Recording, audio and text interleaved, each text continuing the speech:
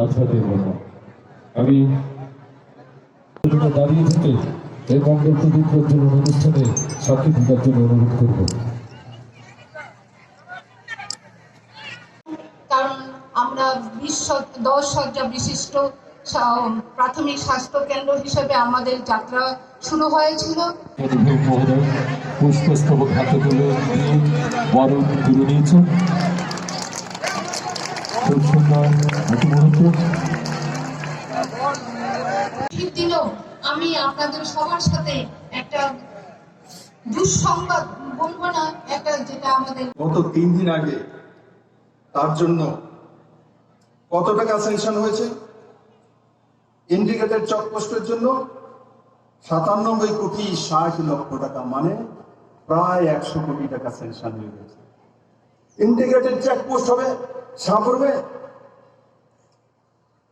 কেউ কল্পনা করেছিল সাবরুমবাসী যে সাবরুমের কোনো উন্নয়ন নেই?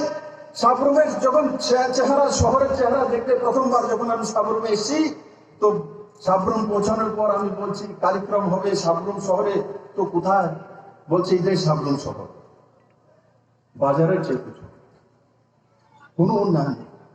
আজকে সাবরুমে আইসিপি তৈরি হচ্ছে, ইন্টিগ্রেটেড চেকপোস্ট, প্রায় 100 কোটি টাকা খরচা করে। আর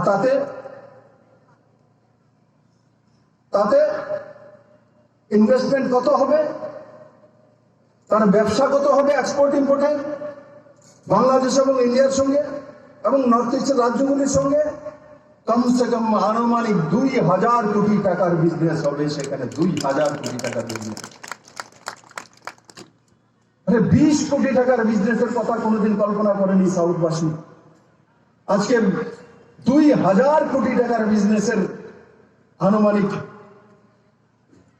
লাগত হবে এখানে 2,000 কোটি টাকা।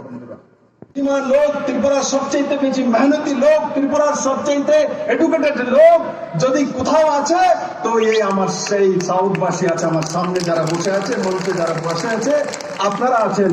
তো আপনাদের যখন ডেভেলপমেন্ট হবে, আপনাদের ভবিষ্যৎ যখন তৈরি হবে, আপনারা নিশ্চিত পুরো নর্থ ইস্টের ভবিষ্যৎ তৈরি করবেন।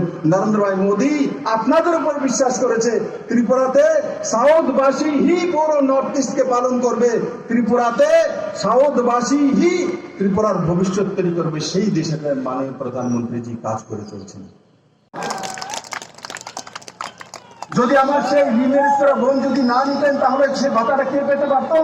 প্রকৃত 305 জন যে গরিব বিধবা গুণামান আছে, এরা পেতে পারত 1,000 টাকা। এই সরকার কি সেগুলির ক্ষেত্রে ভুল করেছে?